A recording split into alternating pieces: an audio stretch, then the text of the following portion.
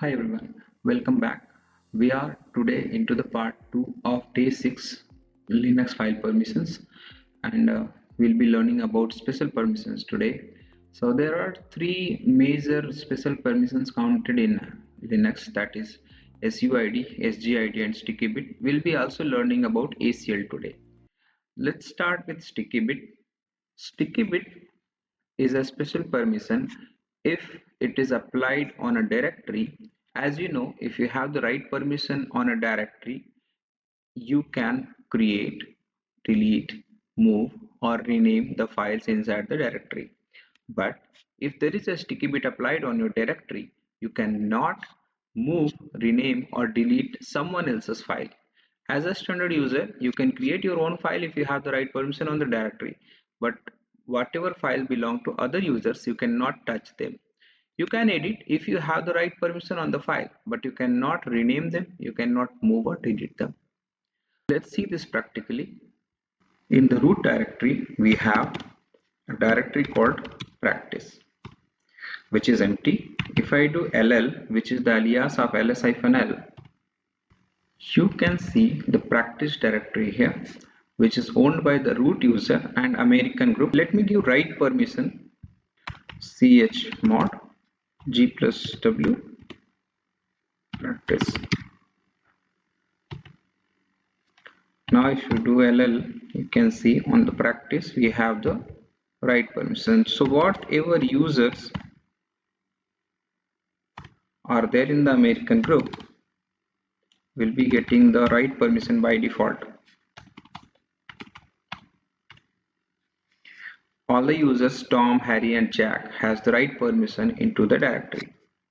Now if I switch to Tom, ideally Tom can go to the practice directory and he can create a file. Every user can create a file, whoever is having the right permission through the American group. Switching to Jack and trying to create a file here.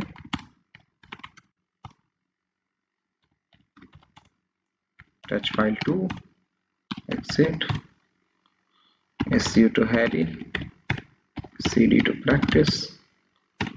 I can do it in one shot. I'm just trying to show you how to do it. Touch file 3. Now if you do ll here, you can see one file created by Tom, Jack and Harry. All these three files are here. Now if I apply the sticky bit on this directory, let's see what happens. Exiting, chmod plus t can be used to apply sticky bit and minus t can be used to remove the sticky bit. This is the alphabetical way. If you want to do it in octal way, you have to use 1 before the whole permission of the directory. I can see it's 775 right now, so 1775 will add a sticky bit on this directory. If you do ll now, you can see a T symbol here which represents the sticky bit. Now if I switch to Tom and go to the practice directory, Tom can still create a file. Touch file 4. Every user has the right permission, so they can create their own file. But let us see if we can rename the file 1 or file 2, because it is not owned by Tom. mv file2 underscore new.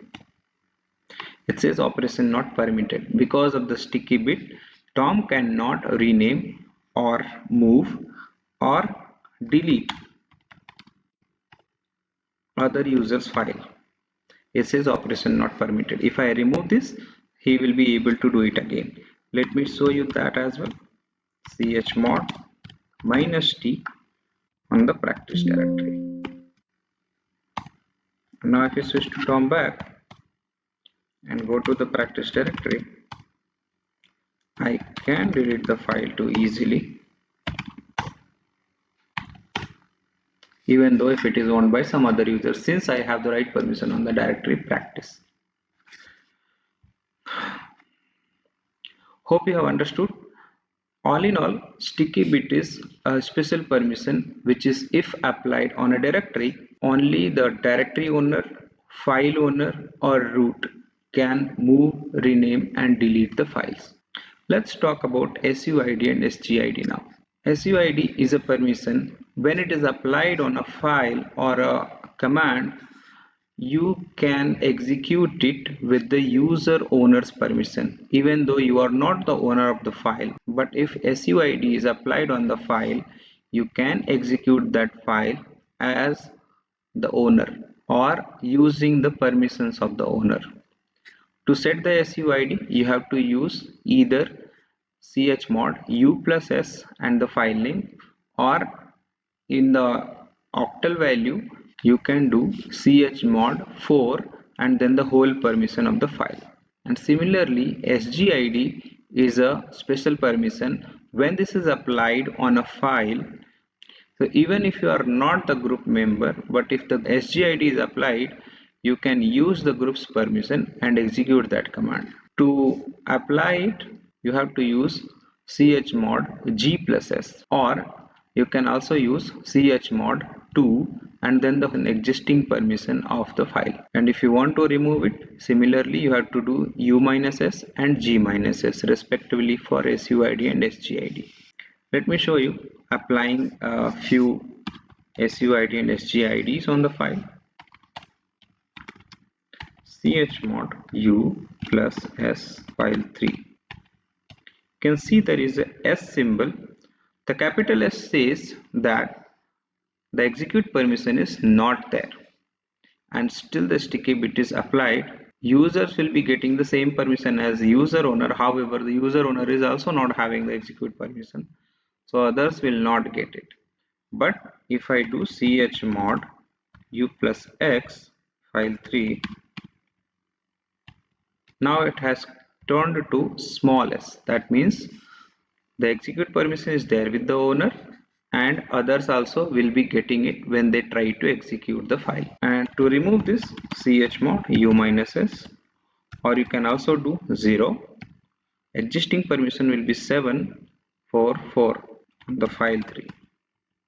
This file has turned green because there is execute permission on this file. If you want to apply SGID, you have to use chmod g plus s and then the file name.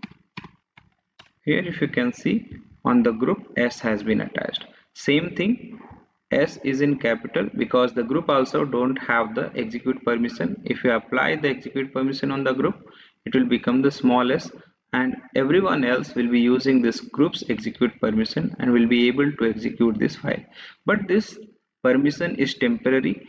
When they are trying to execute the file, it will be applicable, and as soon as the command execution is completed, the permission will be removed.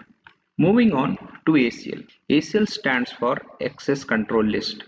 These special permissions are used to give the individuals special permissions in the special cases. For example, if you want to give write permission to a particular user on the system, which is not the member of any common groups, he just wants to edit or rename or do anything with that file in the absence of the file owner, he can do it using the ACL permissions.